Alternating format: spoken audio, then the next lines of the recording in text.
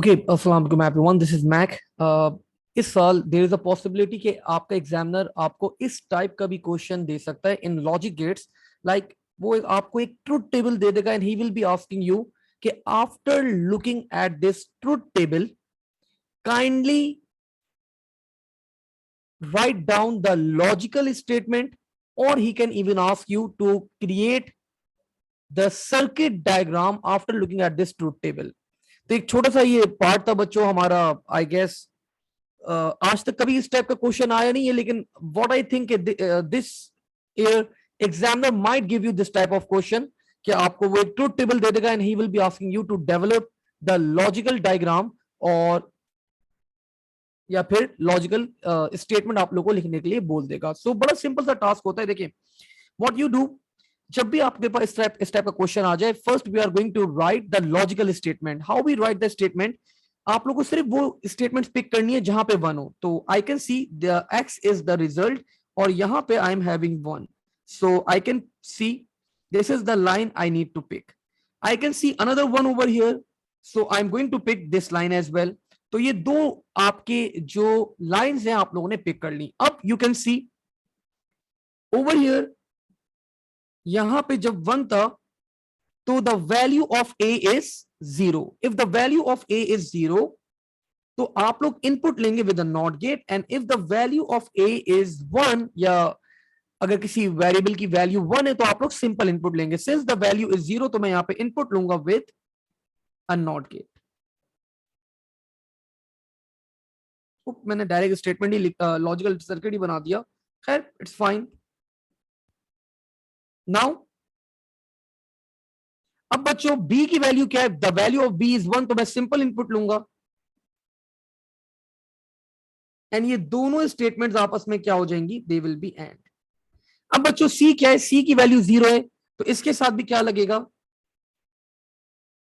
Not gate लगेगा। And ये भी बच्चों जो फाइनल रिजल्ट आ रहा होगा इसके क्या हो जाएगा, ये फाइनल रिजल्ट के साथ क्या होगा, एंड हो जाएगा।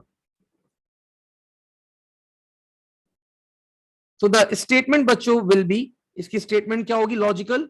The logical statement will be A या not A and B and not C. This is the first one that we have. अब ये नीचे वाली स्टेटमेंट अगर आप लोग ऑब्जर्व करें तो यहां पे ए भी वन है, बी भी वन है एंड सी भी वन है, सारे वन है। So the statement will be simple one. Statement बच्चों इसकी बड़ी सिंपल सी होगी हमारे पास, this will be A and B and C.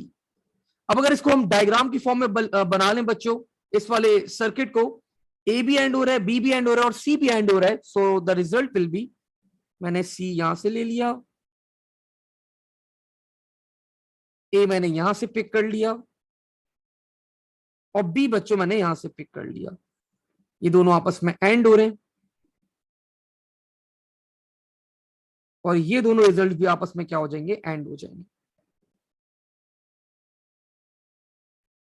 अब बच्चों इन दोनों स्टेटमेंट्स का जो रिजल्ट है, इन दोनों स्टेटमेंट्स का जो रिजल्ट है वो आपस में क्या हो जाएगा, इट विल बी ऑड। तो ये दोनों स्टेटमेंट्स का रिजल्ट आपस में क्या हो जाएगा, और, and this will be equals to X.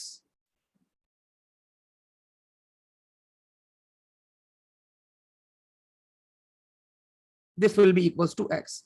तो बड़ी सिंपल सी लॉजिक होती है ट्रुथ टेबल के अंदर। हमारे पास जहां पे भी वन होता है हमारे पास फाइनल रिजल्ट के अंदर हम उस वन को ऑब्जर्व करते हैं लाइक दिस।